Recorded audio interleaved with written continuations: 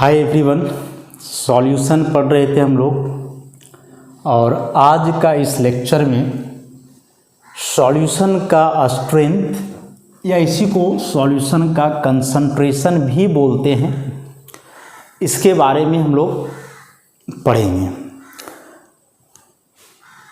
तो किसी भी सॉल्यूशन का स्ट्रेंथ या उसका कंसंट्रेशन बतलाता है कि उस सॉल्यूशन का एक फिक्स्ड अमाउंट में कितने सॉल्यूट डिजॉल्व हैं।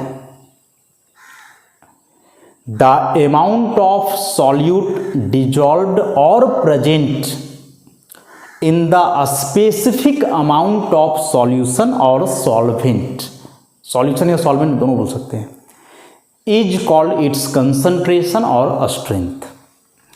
कि सॉल्यूशन का एक स्पेसिफिक अमाउंट में कितने सॉल्यूट प्रेजेंट है, मतलब अमाउंट उसका, वह उसके लिए कंसंट्रेशन या स्ट्रेंथ कहलाएगा।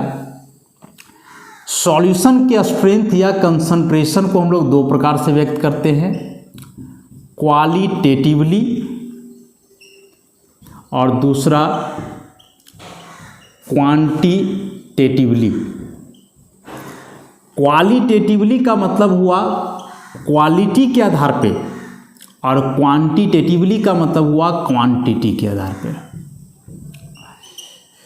तो क्वालिटेटिवली जो सॉल्यूशन को बांटा गया है दो प्रकार में, डाइल्यूट और कंसंट्रेटेड, जो ऑलरेडी हमने पढ़ के रखा है, डाइल्यूट और कंसंट्रेटेड।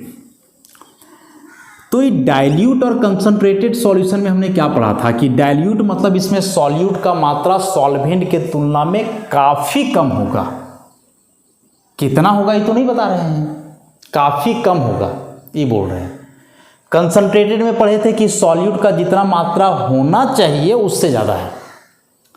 तो उससे ज़्यादा मतलब कितना है? सपोज आप दो स्टूडेंट्स है ए और बी, आप कंपेयर कर रहे हो और आपने कहा कि ए जो है पढ़ने में थोड़ा कमज़ोर है, बी जो है पढ़ने में अच्छा है। ये आप क्वालिटी बता रहे हो ना कि हाँ ये पढ़ने में थोड़ा कमज़ोर है और ये अच्छा है। कितना कमज़ोर है या ये कितना उससे बेहतर है ये आपने कहाँ बोला? तो उसके लिए तो आपको नंबर बताना चाहिए था कि हाँ कि एक एग्ज़ाम हुआ 100 मार्क्स का जिसमें ए का 25 आया और बी का 50 आया। तो इस आधार पे हमने कहा कि बी ए से ज़्यादा तेज है या बी का ए से 25 मार्क्स ज़्यादा आया। तो ये आप क्वांटिटी बताए, लेकिन वैसे ही आप तेज और कमज़ोर बोल रहे हो तो क्वालिटी बताया। जैसे मान लो कि हम लोग बोलते हैं कि इंटर साइंस कॉलेज में बहुत भीड़ है, दूसरे कॉलेजेज में कम है। आप भीड़ बोल रहे हो, ये क्वालिटी बता रहा है कि वहाँ ज़्यादा बच्चे हैं। आपने संख्या कहाँ बताया कि भीड़ है तो वहाँ कितने बच्चे हैं, या आपने बोला कि हाँ किसी और कॉलेज में कम भीड़ है, तो कम भीड़ है मतलब वहाँ बच्चे कम होंगे। तो कितने हैं, क्वांटिटी तो पता चलना चाहिए ना कि हाँ इंटर साइंस कॉलेज में 4000 बच्चे हैं तो दूसरे कॉलेज में 40 हैं या 400 है। तो ये जो आपने कहा ये केवल क्वालिटी को एक्सप्रेस कर रहा है, क्वांटिटी को एक्सप्रेस नहीं कर रहा है। लेकिन किसी भी चीज़ को बेहतर तरीके से समझने के लिए आपको क्वांटिटी बतलाना ही होगा। It means quantitative explanation is more valuable और इम्पॉर्टेंट देन क्वालिटेटिव एक्सप्लेनेशन। कि सॉल्यूशन को आपने जो दो कैटेगरी में बांटा, डाइल्यूट और कंसंट्रेटेड, ये क्वालिटेटिव है, इससे आप बहुत कुछ नहीं जान पाओगे। तो इसको क्वांटिटी के आधार पे एक्सप्रेस करना होगा कि सॉल्यूशन का कंसंट्रेशन क्या होता है। तो उसी क्वांटिटी के आधार पे जो है सॉल्यूशन के कंसंट्रेशन को एक्सप्रेस करने के लिए कई मेथड्स हैं। एक एक करके सारे मेथड्स को हम लोग पढ़ेंगे।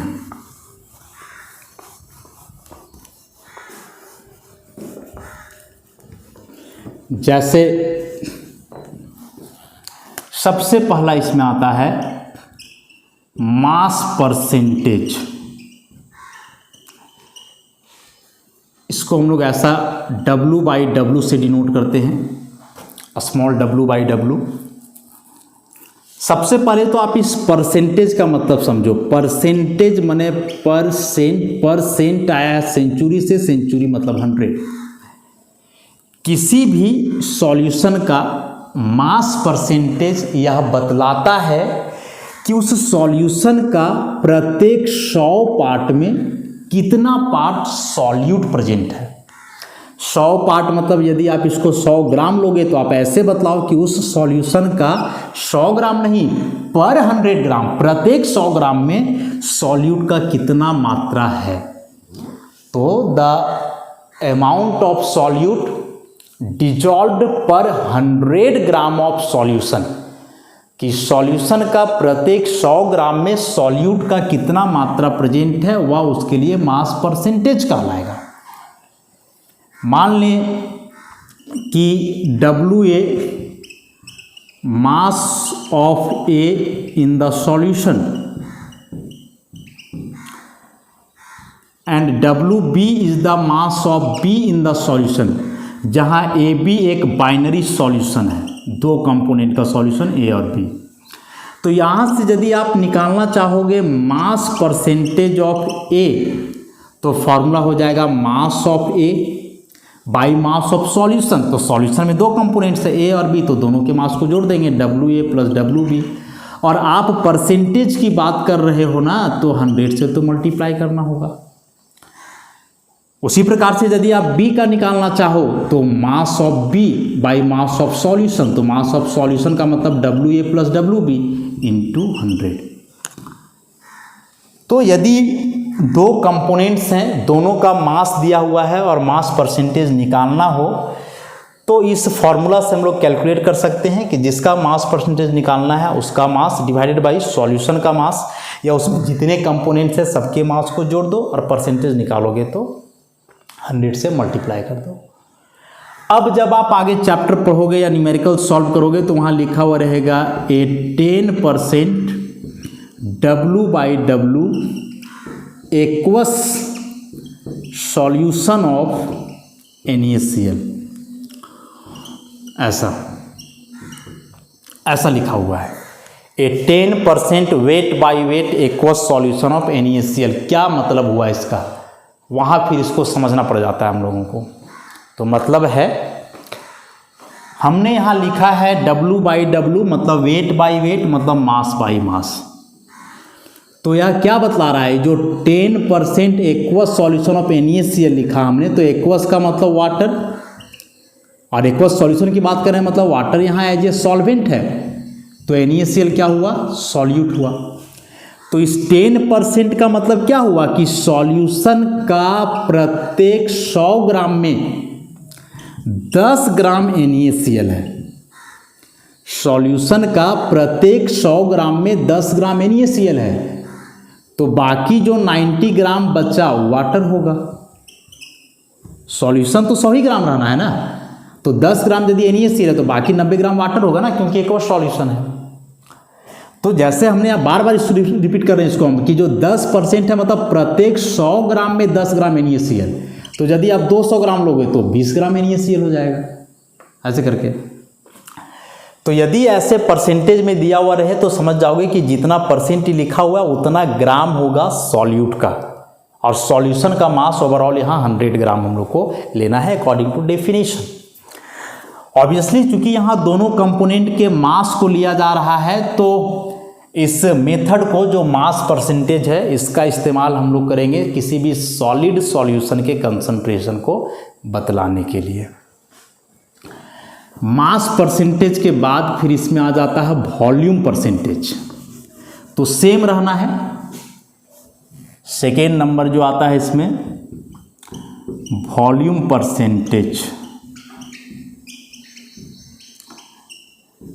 V by V। तो मास के टर्म में यदि आप बतला रहे हो तो मास परसेंटेज लिखो, लेकिन यदि आप वॉल्यूम के टर्म में बतला रहे हो तो आपको वॉल्यूम परसेंटेज लिखना होगा। तो इसमें डेफिनेशन क्या दे सकते हैं हम लोग, कि किसी भी सॉल्यूशन का प्रत्येक 100 ml में कितना ml सॉल्यूट प्रेजेंट है, वह उसके लिए वॉल्यूम परसेंटेज कहलाएगा। कि the amount of solute in ml present per 100 ml of solution। कि सॉल्यूशन का प्रत्येक 100 ml में सॉल्यूट का कितना ml डिजॉल्व है, या इसको ऐसे बोलो कि the amount of solute by volume present पर 100 parts by volume of solution is called its volume percentage. माने वहाँ मास है, यहाँ वॉल्यूम है, अंतर केवल यही है, वो सॉलिड सॉल्यूशन के लिए इस्तेमाल होगा या लिक्विड के लिए होगा। तो इस बार हम लोग WA नहीं बल्कि VA और VB ले ले, तो ये हो जाना है volume of A in the solution, ये हो जाएगा volume of B in the solution. तो जब आप यहाँ निकालोगे वॉल्यूम परसेंटेज ऑफ A तो क्या हो जाना है VA प्लस VB इंटू 100, और इसी प्रकार से B के लिए निकालेंगे तो VB और यहाँ वही रहेगा VA प्लस VB। तो इसी में जैसे मान लो कहीं आ जाए 25% V by V aqueous solution of ethylene glycol, ऐसा एक्वस सॉल्यूशन मैंने बार बार बता रहे हैं कि वाटर एज ए सॉल्वेंट, तो इथाइलिन ग्लाइकोल यहाँ हुआ सॉल्यूट। तो इसका मतलब क्या हुआ कि इथाइलिन ग्लाइकोल का 25 ml प्रेजेंट है 100 ml सॉल्यूशन में, वाटर में नहीं सॉल्यूशन में। वाटर का निकालोगे तब 75 ml हो जाएगा क्योंकि दोनों मिलाकर के 100 आना है। तो सॉल्यूशन का पर 100 पार्ट बाय वॉल्यूम में कितना पार्ट प्रेजेंट है सॉल्यूट का, वह उसके लिए वॉल्यूम परसेंटेज कहलाएगा। तो जैसे दोनों कंपोनेंट सॉलिड है तो मास परसेंटेज यूज करेंगे, दोनों कंपोनेंट लिक्विड है वॉल्यूम परसेंटेज यूज करेंगे। लेकिन यदि एक कंपोनेंट सॉलिड है और दूसरा लिक्विड है, जैसे नमक को आप पानी में घोले तो नमक सॉलिड है पानी लिक्विड है, माने सॉल्वेंट वहाँ लिक्विड हो गया और सॉल्यूट सॉलिड। तो जब इस कंडीशन में आ जाए हम लोग कि उसमें एक कंपोनेंट सॉलिड हो और दूसरा कंपोनेंट लिक्विड हो, तो यहाँ फिर हम लोग कैसे एक्सप्रेस करेंगे, तो उसके लिए आ जाएगा फिर मास बाय वॉल्यूम परसेंटेज। उसके लिए क्या आ जाना है मास बाय वॉल्यूम परसेंटेज। तो तीसरा नंबर में यहाँ आ गया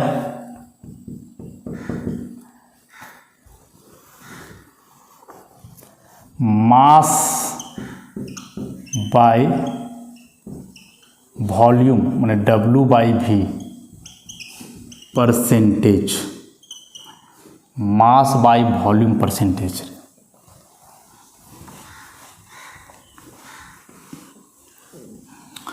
तो मास बाय वॉल्यूम परसेंटेज को भी हम लोग ऐसे डिफाइन करेंगे कि the amount of solute by mass present पर 100 parts by volume of solution, कि सॉल्यूशन का प्रत्येक 100 पार्ट बाय वॉल्यूम में कितना अमाउंट सॉल्यूट है मास के टर्म में, वह उसके लिए कहलाएगा mass by volume percentage.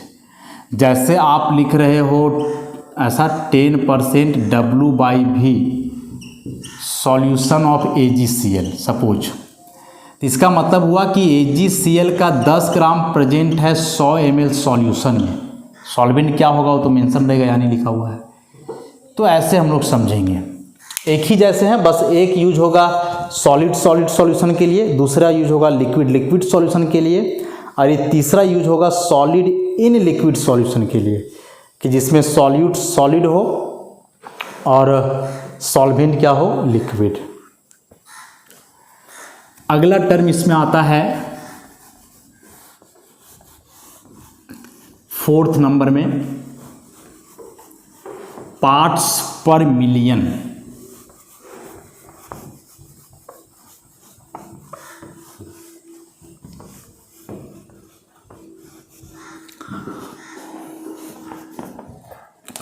Fourth number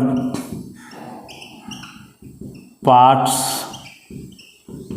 पर मिलियन, इसको हम लोग लिखेंगे ppm। बिल्कुल अलग नहीं है, जैसे परसेंटेज पढ़े, इसका मतलब हम लोग क्या जानते हैं पार्ट्स पर सेंचुरी। परसेंटेज को हम लोग ऐसे समझेंगे पार्ट्स पर सेंचुरी मतलब प्रत्येक 100 में कितना पार्ट डिजॉल्व है। उसी प्रकार से पार्ट्स पर मिलियन है, मिलियन इज 10⁶, 10 लाख। तो सॉल्यूशन का प्रत्येक मिलियन पार्ट में कितना अमाउंट सॉल्यूट का प्रेजेंट है वह उसका पार्ट्स पर मिलियन कहलाएगा। तो यदि आप यहाँ से पार्ट्स पर मिलियन लिखते हो, पार्ट्स पर मिलियन आप लिखते हो, क्या लिखोगे? अमाउंट ऑफ कंपोनेंट जिसका भी आप निकाल रहे हो, सॉल्यूट या solvent, bye amount of solution. वहाँ परसेंटेज था तो आप 100 से मल्टीप्लाई करते थे, क्योंकि परसेंटेज माने होता है 100। यहाँ तो पर मिलियन है तो 100 से तो नहीं, आपको मिलियन से मल्टीप्लाई करना होगा, मतलब 10⁶। अब यह अमाउंट आप मास के टर्म में ग्राम से लो या वॉल्यूम के टर्म में ml से लो। ये जो पार्ट्स पर मिलियन है, तो देखो जरा सा अंतर समझना है कि परसेंटेज और पार्ट्स पर मिलियन में क्या अंतर है। पार्ट्स पर मिलियन, पार्ट्स पर सेंचुरी जो था मतलब परसेंटेज, वो बतलाता है कि प्रत्येक 100 पार्ट सॉल्यूशन में कितना पार्ट सॉल्यूट है। ये बताता है कि प्रत्येक मिलियन पार्ट सॉल्यूशन में कितना सॉल्यूट है। यहाँ आप लिखते हो 3% और यहाँ आप लिखते हो 3 ppm। क्या अंतर है इसका मतलब? तो 3% का मतलब हुआ कि सॉल्यूशन का 100 ml यदि है तो उसमें आपका 3 ml सॉल्यूट है, और ppm का मतलब हुआ कि यदि सॉल्यूशन का 10 लाख ml है तो इसमें सॉल्यूट का 3 ml है। मतलब इसमें सॉल्यूशन के तुलना में देखो सॉल्यूट का मात्रा बहुत कम है, नेग्लिजिबल बोले, कहाँ है 10 लाख ml और ये 3 ml, जबकि इसमें तो थोड़ा एप्रिशिएबल है 100 ml और 3 ml। तो पार्ट्स पर मिलियन का इस्तेमाल तब किया जाता है जब सॉल्यूट माइन्यूट अमाउंट में हो। माइन्यूट अमाउंट मतलब वेरी लेस अमाउंट। पार्ट्स पर million is used when solute is present in very minute amount, very less amount in the solution. Parts पर मिलियन का इस्तेमाल हम लोग करते हैं पॉल्यूशन वगैरह दिखाने के लिए, वाटर का हार्डनेस बतलाने के लिए।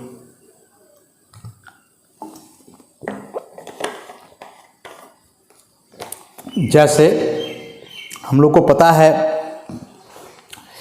कि जो एयर पॉल्यूशन होता है, एयर पॉल्यूशन, तो इसमें से पॉल्यूटेंट में एक मेजर है SO2, सल्फर डाइऑक्साइड। अब कोई तुमको बोले कि जो सल्फर डाइऑक्साइड का कंसंट्रेशन है एयर में वह 10 ppm है, ऐसा कि एयर में जो सल्फर डाइऑक्साइड का कंसंट्रेशन है वह कितना है 10 ppm है। तो इसका आप क्या मतलब समझोगे कि SO2 का 10 पार्ट एयर का पर मिलियन पार्ट में है। मतलब यदि आप एयर का 10⁶ ml लो या 10⁶ लीटर लो तो इसमें से SO2 या तो रहेगा 10 ml या तो रहेगा 10 लीटर। माने हवा का 10 लाख लीटर में सल्फर डाइऑक्साइड 10 लीटर प्रेजेंट है। तो हवा की तुलना में तो बहुत कम इसका अमाउंट हुआ, वेरी माइन्यूट अमाउंट। उसी प्रकार से आप बोले कि जो वाटर होता है, माने शहर में जो वाटर सप्लाई किया जाता है, पब्लिक सप्लाई वाटर, तो वह वाटर कहाँ से लाया जाता है? कहीं डैम से लाया गया, नदी से लाया गया, तो वैसे ही तो उसको नहीं पिलाया जाता है ना, उसका प्योरिफिकेशन होता है क्लोरीन गैस पास करवा करके। क्लोरीन ब्लीचिंग एजेंट का काम करता है, कीटाणुओं को भी मारता है क्लोरीन गैस पास करके। तो यदि आप बोले कि उस जो पब्लिक सप्लाई वाटर है, पब्लिक सप्लाई वाटर, इसमें जो क्लोरीन का कंसंट्रेशन है वो 3 ppm है, ऐसा आपने कहा। तो इसका मतलब क्या हुआ? इसका मतलब हुआ कि क्लोरीन का 3 ग्राम यदि मास से ले, वह प्रेजेंट है वाटर का 10⁶ ग्राम में। या लीटर से लोगे तो क्लोरीन का 3 लीटर प्रेजेंट है वाटर का 10⁶ लीटर में। कि 10 लाख लीटर पानी में 3 लीटर क्लोरीन को डिजॉल्व किया गया है। तो ऐसे वाटर का हार्डनेस बताना हो, वाटर पॉल्यूशन को बतलाना हो, एयर पॉल्यूशन को बतलाना हो, तो उस केस में जो कंसंट्रेशन को एक्सप्रेस किया जाता है वह ppm वगैरह में किया जाता है, क्योंकि इसका इस्तेमाल हम लोग करते हैं जब सॉल्यूट बहुत कम मात्रा में रहे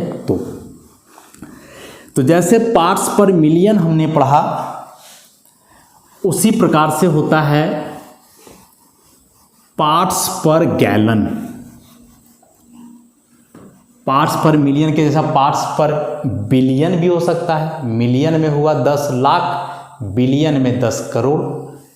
तो खैर पार्ट्स पर बिलियन रेयरली यूज होता है, पार्ट्स पर मिलियन बहुत कॉमन है। तो नेक्स्ट इसमें एक पार्ट्स पर गैलन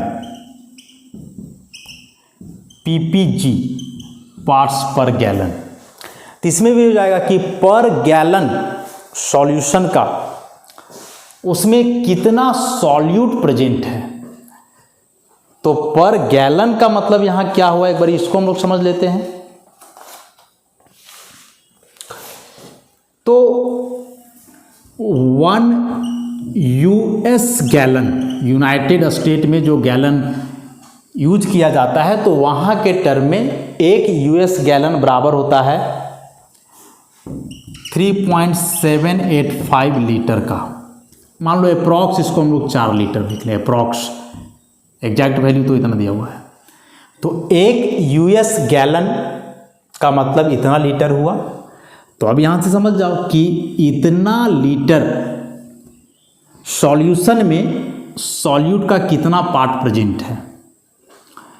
जनरली पार्ट्स पर गैलन का इस्तेमाल हम लोग करते हैं ग्रेन्स वगैरह के लिए, हार्डनेस ऑफ वाटर के लिए भी।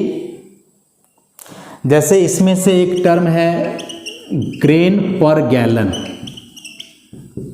जिसको लिखते हैं GPG। इसका इस्तेमाल किया जाता है वाटर का हार्डनेस बतलाने के लिए।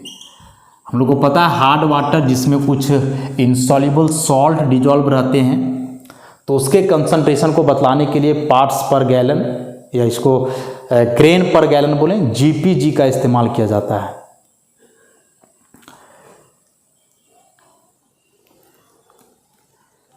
तो ये जो GPG है ग्रेन पर गैलन, इसका मतलब क्या होता है कि 1 grain of calcium carbonate is dissolved in 1 US gallon of water. तो 1 US गैलन का मतलब तो हम लोग जान गए, और जो 1 ग्रेन हुआ, तो इस 1 ग्रेन का मतलब हुआ 64.8 मिलीग्राम है। और 1 US गैलन तो लीटर में है, यदि उसको भी चेंज करके लिखना चाहो तो लिख सकते हैं, या इसी को अलग टर्म में लिखो तो इसका मतलब हुआ 1 part of calcium carbonate is present in 5800 parts of water. कि वाटर का प्रत्येक 5800 पार्ट में एक पार्ट डिजॉल्व है, किसका, कैल्शियम कार्बोनेट का, सॉरी 58,000। इसका मतलब ये हुआ कि यदि आप ग्रेन पर गैलन बतलाते हो कि वाटर का हार्डनेस GPG है, 1 GPG है, तो 1 GPG का मतलब हुआ कि कैल्शियम कार्बोनेट का 1 ग्रेन वाटर का 1 US गैलन में डिजॉल्व है। 1 US गैलन मतलब इतना लीटर हुआ, और 1 ग्राम को हम लोग इतना मिलीग्राम बोलेंगे। तो या तो आप बोलो कि 64.8 मिलीग्राम इतना लीटर में डिजॉल्व है, या आप इसी को दूसरे शब्दों में ऐसे बोल सकते हो कि वाटर का प्रत्येक 58,000 पार्ट में कैल्शियम कार्बोनेट का 1 पार्ट है। यदि यहाँ 58,000 ग्राम लोगे तो यहाँ 1 ग्राम बोलना होगा, ऐसे उतना लीटर लोगे तो यहाँ लीटर बोलना होगा। तो ये था पार्ट्स पर गैलन, बहुत इंपॉर्टेंट तो नहीं है, पार्ट्स पर मिलियन तक जो है काफ़ी इंपॉर्टेंट था हम लोग के लिए। तो इसी में एक टर्म और है पार्ट्स पर गैलन 5वां नंबर में हुआ। इसके बाद एक टर्म हम लोग और डिफाइन करेंगे इसमें,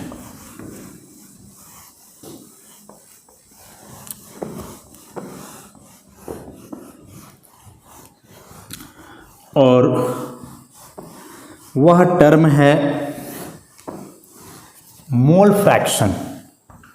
6th नंबर में हो जाएगा मोल फ्रैक्शन। इसको हम लोग स्मॉल x से डिनोट करते हैं। फ्रैक्शन का मतलब होना है रेशियो। मोल हम लोग जान रहे हैं नंबर ऑफ मोल, जिसको कि n से दिखलाते हैं, और इसका फॉर्मूला होता है given mass by molar mass. Given mass by molar mass. तो मान लो कि किसी सॉल्यूशन में दो कंपोनेंट है ए और बी। सॉल्यूट सॉल्वेंट को भी रहने दो, दो कंपोनेंट्स है ए और बी। अब यदि इसमें से कोई पूछे कि what is the mole fraction of A, तो mole fraction is the ratio of number of mole of that component to the total number of moles of all the components present in the solution. कि यदि solution में दो component है ए और B, इसमें से मान लें कि Na है number of mole of A, उसी प्रकार से Nb है number of mole of B, और नंबर ऑफ मोल का जानते हैं हम लोग given mass by molar mass. अब यहाँ से यदि कोई पूछे कि what is the mole fraction of A, mole fraction of A, तो इसको हम लोग XA लिखेंगे। So mole fraction is the ratio किसका, तो जिसका निकाल रहे हो उसका number of mole Na by solution में जितने कंपोनेंट्स प्रेजेंट है सबका नंबर ऑफ मोल। तो दो कंपोनेंट्स है ए और बी, तो यहाँ हम लोग लिखेंगे Na प्लस Nb, यही हुआ। उसी प्रकार से यदि लिखना हो मोल फ्रैक्शन ऑफ बी मतलब XB, तो क्या लिख सकते हो Nb बटे Na प्लस Nb, जहाँ N हुआ given mass by molar mass.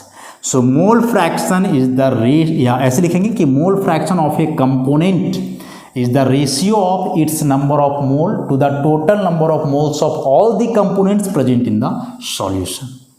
Obviously mole fraction जो है एक यूनिटलेस क्वांटिटी होगा, क्योंकि यहाँ भी मोल है नीचे भी मोल है, तो ये मोल मोल तो कैंसिल आउट हो जाएगा ना, इसमें कोई यूनिट नहीं बचेगा।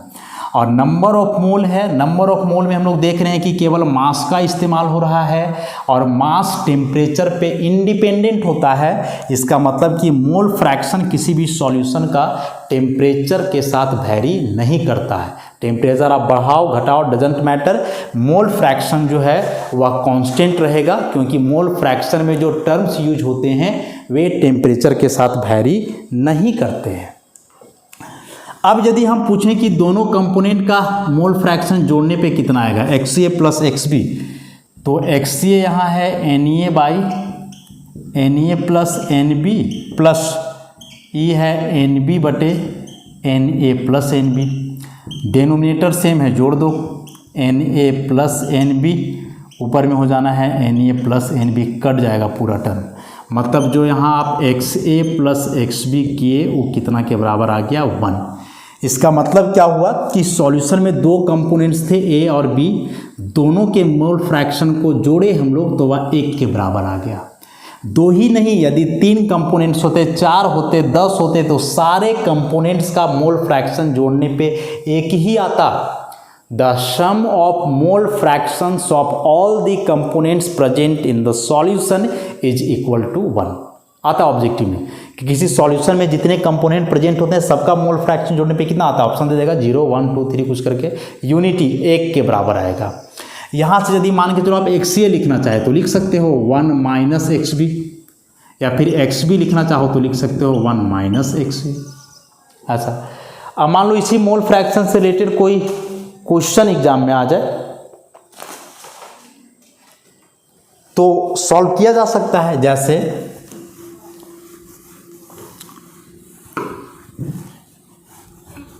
सपोज एक क्वेश्चन है, calculate the mass percentage of each, mass percentage नहीं, calculate the mole fraction calculate the mole fraction of each component of 10% weight by weight aqueous solution of NaOH कि NaOH का aqueous solution है 10% weight by weight. तो इसमें जो component हैं तो प्रत्येक कंपोनेंट का मोल फ्रैक्शन निकालना है। प्रत्येक कंपोनेंट मतलब जो जो हैं, तो एक्वस सॉल्यूशन ऑफ NaOH लिखा हुआ मतलब इसमें क्या क्या है, तो इसमें एक्वस का मतलब कि वाटर है और ये NaOH है। तो जो लिखा हुआ है 10% वेट बाय वेट, इसका मतलब क्या हुआ कि 10 ग्राम है NaOH, 100 ग्राम सॉल्यूशन, लेकिन वाटर लेना है तो 90 ग्राम वाटर हो जाएगा। तो ये सब गिवन मास हो गया।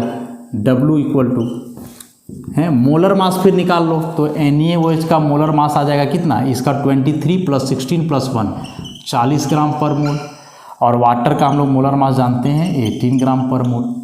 तो दोनों का नंबर ऑफ मोल निकाल लो। Number of mole of NaOH formula given mass by molar mass, तो गिवन मास इसका 10, मोलर मास 40, तो कट जाएगा तो कितना आ जाएगा 0.25।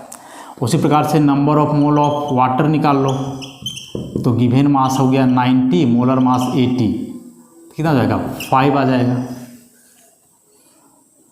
अब दोनों का नंबर ऑफ मोल निकल गया तो मोल फ्रैक्शन हम लोग निकाल देंगे। तो अब जब यहाँ से निकालोगे मोल फ्रैक्शन ऑफ NaOH, क्या फॉर्मूला हो जाना है, number of mole of NaOH by number of mole of NaOH plus number of mole of H2। तो NaOH का नंबर ऑफ मोल हमने निकाला है 0.25 और ये हो गया 0.25 + 5, तो ये हो जाएगा 0.25 बटे 5.25, ये कट जाना है तो 25 बटे 525, इसको सॉल्व कर देंगे कुछ आ जाएगा। और जब इसी में निकालोगे मोल फ्रैक्शन ऑफ वाटर, तो या तो ऐसे फॉर्मूला से निकालो कि number of mole of water by total, या फिर 1 minus mole fraction of NaOH। तो ये जो आएगा इसको 1 में माइनस कर देंगे तो वाटर का निकल जाएगा। आसान ही है, बस फॉर्मूला से हम लोग को चलना है। तो इस तरह से टोटल 6 मेथड्स हमने पढ़ा सॉल्यूशन के कंसंट्रेशन को एक्सप्रेस करने के लिए। 4 और मेथड्स हैं जिसको हम लोग नेक्स्ट क्लास में पढ़ेंगे। आज के लिए इतना ही, धन्यवाद।